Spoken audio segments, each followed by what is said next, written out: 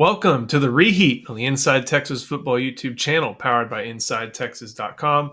I'm Joe Cook, Gut RT Young. We're here to talk about the end of spring ball a little bit, some of the draft, and some of the cool stuff that is going to happen or has happened already here in the offseason when talking about college football. Make sure you like this video and subscribe to the channel. And of course, head to InsideTexas.com for the latest insight on all things Longhorns from now all the way until August 31st when they head up to Columbus to face the Buckeyes.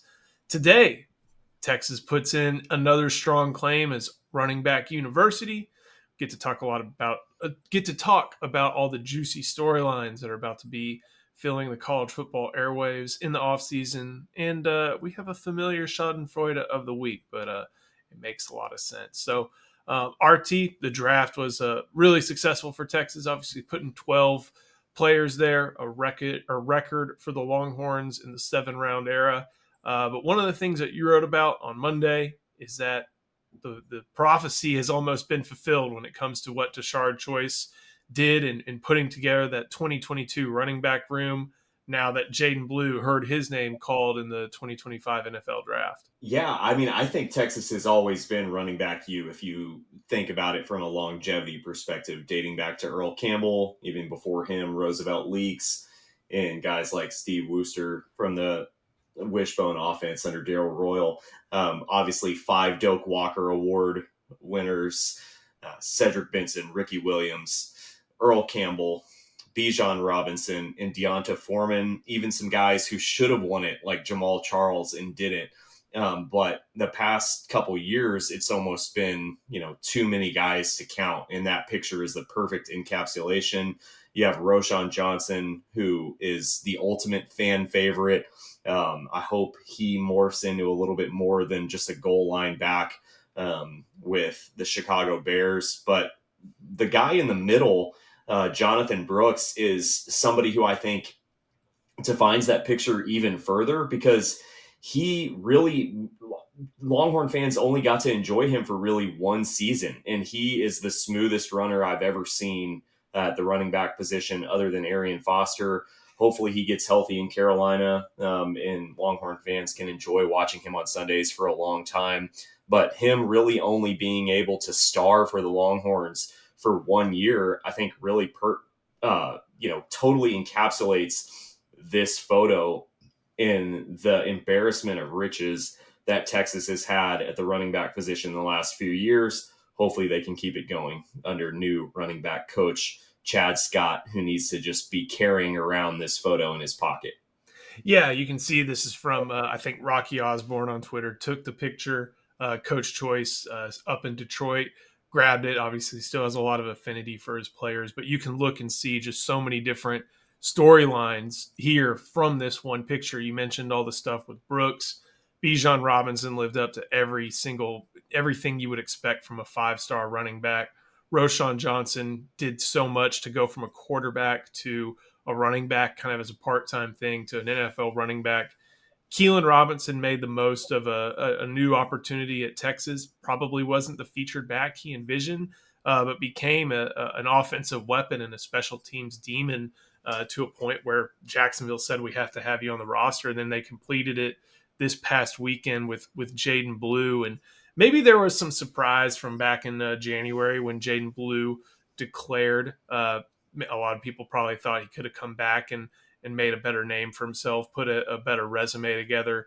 But when you're out there running 4.3s, and then you're also doing things like you were against Texas A&M, against Georgia, against Clemson, and against Ohio State, making big plays in the biggest games, it's going to bolster your draft stock. And yeah, maybe some other running backs were taken ahead of him, but I think for Jaden Blue, it's a tremendous credit to go in the 4th round and to be the guy who he knew about this picture. He knew that he was the next one up, and to do everything needed to become the 5th NFL player in this picture. Yeah, I think on the Jaden Blue side of things, you really lose track of how long some of these guys who were in the COVID era were on campus, where, you forget with Jaden Blue, he had a tumultuous end to his high school career. He sat out his senior season, and it was originally a COVID opt-out. So, he had been on campus for a pretty long time. And you get that these are college kids, and they signed up for 4 years at UT, and they probably want to move on to what's next. I described in my article about this photo that Jaden Blue makes sense as a Cowboy to me, because he's kind of the ultimate no, no, no, yes type of player, almost like an erratic 3-point shooter, where I think him on the Cowboys with that star on his helmet makes sense. That's kind of the type of player you associate with the Cowboys the last 25 years. The guy who is capable of maybe frustrating you at times, maybe being a little bit turnover prone, but also making just a gravity defying, odds defying play, being an incredible athlete. So I'm excited for Jaden Blue being on the Cowboys. I'm excited we got a couple Longhorns finally to root for on the Cowboys with DeMarvion Overshone and Jaden Blue. It felt like my whole life, Jerry Jones never wanted to associate with Longhorn players because of his piggy-fueled hatred, being a big Razorback over there. So I'm glad we got a few of them now. Yeah, this is really going to be fun to see. Tashard Choice can take a lot of credit for it, but something that you mentioned, it's Chad Scott's turn to keep this going. And Eric said something the other day: people develop players, not buildings. But at the same time, it's also pretty cool to see that there's a building that has this history with running backs, and they're going to hire the types of coaches that makes this type of thing work, to where you have this opportunity. And it's still Steve Sarkisian's offense. All these guys played in that offense, were able to do great things in the run game in that offense and make the most of their opportunities. And now all 5 of them are collecting NFL paychecks. It's going to be pretty darn cool. Before we keep going, got to show some love to our sponsor. Our first one is Laura Baker. Hi, I want to tell you about Laura Baker. If you're looking for a new home in the 512, or even at this point, let's face it, 737 area code, there's only one number to call. That's Laura Baker at 512-784-0505. As a member of the elite Andy Allen team with Keller Williams, Laura has helped Longhorns find the home of their dreams in Central Texas. Just ask our resident sex symbol, Ian Boyd, who moved all the way from Michigan to Texas with Laura's help. Laura can help you find what you're looking for in the 512, the 737, or even parts of the 254 and the 210. Just, give her a call at 512-784-0505. Her email is in the description, as well as the rest of her contact details. She's a friend. Give her a call. RT, one of the other things that you wrote in the past few days is just about all the juicy storylines that are available to Texas football, or not just to Texas football fans, but to college football fans until the season gets kicked off later in August. And one of those juicy storylines may not be totally safe for young adults. It's the Bill Belichick and Jordan Hudson thing. And I got to admit, I haven't looked through the entire interview, or even the stuff where she apparently shut it down. But at the same time, just the image of the sweatshirt, everything going on with her, I'm not going to pass too much judgment, but I can say something like this, and that I can see why NFL teams are a little bit hesitant to rehire him. And I also see why there's a lot of attention going to North Carolina these days. Yeah, absolutely. I feel like we've brought up Bill Belichick's relationship status a couple times just as a joke on the Reheat, and now it's becoming an actual storyline. It really is something that might really affect the college football season, because somebody just texted out on our Inside Texas group chat among us writers and YouTube folks that UNC personnel is worried about Jordan Hudson's influence on Bill Belichick, that it could become a problem. I think, Joe, that it's safe to say this is becoming a problem. If she has got her tentacles, I know she's very into nautical themed stuff, so we'll say tentacles, wrapped around Bill Belichick very tightly and is controlling everything about him, which is crazy. This is the guy who jettisoned Tom Brady because he thought he could win with another quarterback. This is a guy who traded prime Richard Seymour. This is the dude who let prime Lawyer Malloy and Ty Law walk. But a 24-year-old Jordan Hudson pageant queen who is obsessed with fishing in the Nantucket region of the United States has fully got her tentacles wrapped around the greatest NFL coach of all time. And it's going to affect the ACC. It's going to affect the college football season next year. What's funny about that CBS interview, they left her interruption in because it happened so many times that they were like, we have to document this because she interrupted multiple times. This is just how the interview was going. And it's a wild story. I guess not even Bill Belichick is immune to an enchantress every now and then. It's one of those things where you started this story way back when he was hired and like, oh, this could go off the rails. You could say it went off the rails from the start. Like we at Texas and covering Texas are very familiar with booster coups. That's exactly what this was. Like the athletic director there, I can't remember if his name's Bubba Cunningham, but they let go of Mac Brown, told Mac Brown it's time for him to go, and they were holding a search. John Summerall, the Tulane head coach, was one of the main targets, one of the main names. While that's all going on, there are these boosters and maybe even some Carolina regents who are like, we're going and talking to Bill Belichick. And they got him. But if they didn't, oh man, it would have been a disaster. And it's almost still disastrous. And yet here we go. More things going on off the field. I don't think they're doing bad as far as building a team goes. But at the same time, like your team is your coach as well. And when your coach is having this happen, creates for a juicy storyline. But you mentioned a couple other juicy storylines. We can start in Columbus. And this time a year ago, Ryan Day was under a lot of pressure. I think it's safe to say that he was able to I don't want to say escape that pressure, but, thrive in that situation, make it through maybe. But now he's back again. That team's not going to be as talented. And yet the expectations are still going to remain sky high like they always do in Columbus. And what's going to happen next there for Ryan Day as Just for Men continues to support his facial hair adventures.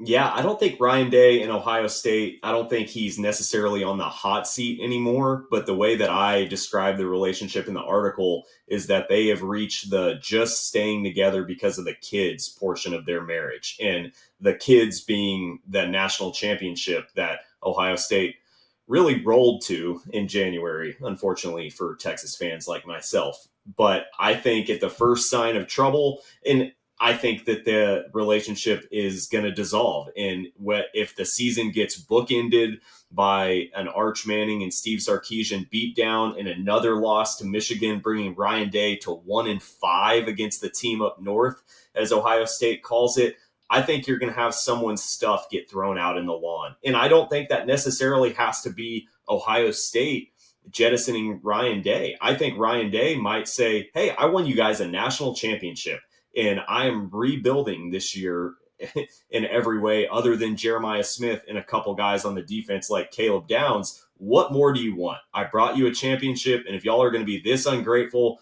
because a reloading Michigan team basically views this as their Super Bowl, then I'm done and I'm going to the NFL. Or maybe he takes a college football job that might not be as blue bloody or as sexy, but he feels like the pressure to win and the pressure to deliver isn't so high that, he's constantly having to save himself. I think this time last year, I was thinking, maybe if things go wrong in both Columbus and in Gainesville, that the Gators and Ryan Day could meet in middle ground and he could find a soft landing spot to get out of there. Now I don't know if that's the case. I don't know how that's going to work for either party with Ohio State and Ryan Day. And at some point they're going to look at his Chip Kelly connections. They're going to look at his successes at Ohio State, and there's probably going to be an NFL team that's going to say, you know what, there's something there that we can use, even though there are those third base day barbs, and there are even the obvious issues against Michigan that Ryan Day has. The last one that you mentioned mentions Texas Tech out west. The Red Raiders have the top class in the transfer portal. They've brought in, I think, just over 21, including some of the best players in the portal like David Bailey. They brought back Micah Hudson. They brought Quentin Joyner back from Southern Cal. A lot of guys from Texas who went elsewhere and now have come back. There's some other guys mixed in there, including Cash Cleveland, who fits that into both those categories, but went to Colorado, earned freshman All-American status, comes back to the Red Raiders. Even, someone like Lee Hunter, who went to Central Florida and is transferring to Texas Tech. We make double eagle jokes all the time, but I don't think they would hide from the fact that they are a big part of why Texas Tech has had so much success in the transfer portal, but that doesn't guarantee success. Yeah, I think what you're seeing with Texas Tech in their approach to the transfer portal this year is really an all or nothing approach, and they are trying to rent conference superiority through the transfer portal and NIL. I quoted Spike Dykes, who the legendary coach of Texas Tech, former coach on Darrell Royal's staff here in Austin, who he said once upon a time that he felt pretty good about getting a commitment out of a high school kid if he could get them to visit Lubbock, because he felt like, once they got to Lubbock, family atmosphere, the program, the coaches would do their thing, but getting them to visit was the hard part. And I think when you take the approach of, hey, let's go out, be big spenders in NIL, let's get a lot of these one-year transfer portal players like David Bailey and Lee Hunter, who are surefire NFL draft picks next year, maybe that takes away a little bit of the pressure of, do I want to spend 4 years in Lubbock, Texas, 5 years maybe? And like we saw the last couple of years, the Big 12 is wide open. You saw a lot of the teams from last year, like Utah and Oklahoma State, who were preseason favorites to be the top dogs of the Big 12, have absolutely terrible seasons and be on the bottom. You saw teams like Colorado and BYU, who people in Arizona State, obviously, who people expected to be dead last in the Big 12, be the top dogs, and almost Arizona State almost take out Texas in the college football playoff. So I think Texas Tech is seeing, hey, we're probably the wealthiest school left in the Big 12. We are the only public institution in the Big 12 from the state of Texas. And we have a chance here to really plant our flag. Let's do it through being big spenders. I think the approach makes sense, but I also think it's completely make or break for Joey McGuire, because if it doesn't work out with two new coordinators in an uncertain quarterback situation, Texas Tech's going to find a new coach. It's one of those things where you can't make Lubbock any closer to where the talent is, but if you can draw them out there, helps the process there for the Red Raiders. Before we keep going, got to show some love to our other sponsor, that is David McClellan. I'm just going to say, guys, you probably need a fiduciary financial advisor, and I've got the guy for you. His name is David McClellan with Forum Financial. He works broadly and deeply with his clients as a financial life coach, and he should know something about coaching because he won several national championships as a swimmer for the University of Texas. He specializes in financial planning and has contributed numerous articles to Kiplinger on the topic of retirement tax bombs. So contact David today to be your fiduciary financial planner and schedule a 1-hour consultation to assess your financial situations. The free consultation is available, so just give him a call. The number is 312-933-8823. That's 312-933-8823. His email is also in the description below. I think you had a point about tech and in public schools you wanted to make real quick, but I don't think it changes a whole much about the argument. Yeah, I couldn't remember. I was second guessing myself. I was like, is Houston a private school? But they're definitely public. They're got the commuter school jab thrown against them a few times over the years. Hard to keep track of realignment. But one thing that realignment did bring about was more misery for the Aggies. But what else is new on that front? You wrote something, another great thing on Inside Texas about the boogeyman that the Longhorns have been, and it hasn't just been baseball. The 3-0 sweep was great. Hasn't just been basketball, where I have to admit they did split the season series, but Texas got one over after being down 20 points. But it wasn't just football. It's been a lot of different sports, and it was against a team for Texas. The Aggies had a 10, 12-year head start, and yet they could not take much advantage of it, save for, making it to the College World Series finals last year. Other than that, though, Texas has made up ground, and you mentioned how that has to just make things a lot worse for the people in College Station. Yeah, I think the Aggie fans in Texas A&M are living in their literal hell right now, and I'm not too sure how they get out of it. Obviously, I think the way out of it might just be to focus on themselves and not have such an intense focus on Texas. Because I think what I compared the article to, I think for decades you had Texas A&M uh, comparing Texas to the boogeyman, saying they're the big bad wolf. Watch out for them. They destroy conferences. They do all these evil things. You gotta watch out for Texas. But really, Texas wanted to be liked, and Texas wanted to be the nice guy in the room, and wanted to have their cake and eat it too. And I think in the past few years, maybe really with the move to the SEC, Ian Boyd has wrote about this. It's like the Death Star has finally been made fully operational. Texas has donned the black hat, is a term that I've used, and who Texas A&M has been saying that Texas was all along has really finally come to fruition. And you see that in no more uncertain or no more certain terms than Texas taking Jim Schlossnagle the day after Texas A&M loses in the national championship in Omaha. And obviously the 3-game sweep over the Aggies, all in one-run games, Texas being the number one team in the country, A&M losing out on not only being ranked, but their coach and being the preseason number one just adds to that misery. And I think it's a rough time for A&M fans. But hey, Texas had a rough 12 years in the desert there too, and you never know when you're going to get out of it. So that's why Eric Nalin of Inside Texas says, in all of this, you should never get too high, you should never get too low, but things are definitely at a low point for the Aggies right now. Doesn't mean that we can't enjoy it, and you should come enjoy it over at Inside Texas. Come sign up. Have a link in our description, and also if you are here, make sure you like this video, subscribe to the channel. We're gonna have a lot more this week, not just on basketball, baseball going forward, but every football storyline that you may need heading into the off season. So, RT, thank you so much. Thank you for watching. We'll see you next time on the Reheat, the Inside Texas Football YouTube channel, powered by InsideTexas.com.